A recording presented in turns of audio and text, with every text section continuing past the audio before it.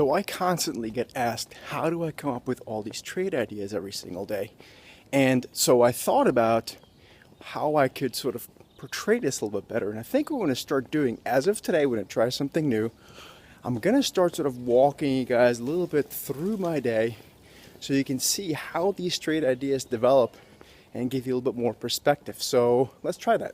Janet being moderately hawkish yesterday when she spoke on Monday, the 6th of June, and hawkish despite what we had last Friday, that miserable jobs report. So that was clue number one for the trade idea that I'm showing you guys today. Then once I saw this hawkishness by Janet Yellen, I started looking at the market more closely and saw that basically what we had was energy stocks, material stocks, anything that was a little bit more inversely correlated to the dollar started catching a bid. Next up, I started scanning the market.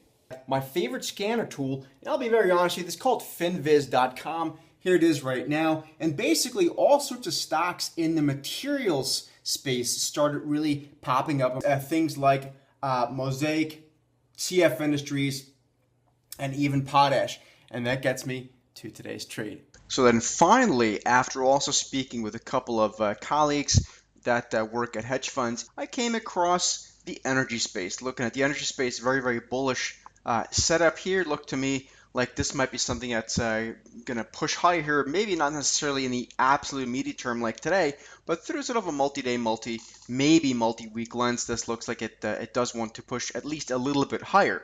That then led me to look at the energy space in a little bit different way and sort of, through the lens of materials.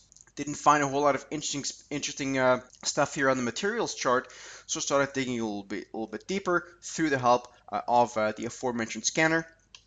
Came across a stock like Potash, a big mover on the day, and you can see Potash was breaking past a whole bunch of resistance here, holding support. That got me to look at its one of its competitors in the space, or at least similar type of company, Mosaic, MOS ticker symbol, and you can see same thing here, real big move to the tune of 6+% on the day. On Monday, and you can see that stock here too, just really coiling up, giving us a real bullish move. So I think this stock here, Mosaic, ticker symbol MOS, does look to be heading towards that 200-day moving average. Same thing with Potash. Does look like it wants to move to that 200-day moving average. Potash, through the longer term lens, actually also managed to hold its horizontal support area. Let me make this a little bit clearer. This doesn't look, can't see much this way, but you can see basically the stock managed to hold support that was support back in 2008, just at the financial crisis. So that's how I came across the current setup in these potash stocks, I guess, for the lack of it, or fertilizer stocks, really the better way to describe them, and how I'm coming across some of these trade ideas. And I will continue to do so, turn this into more of a vlog.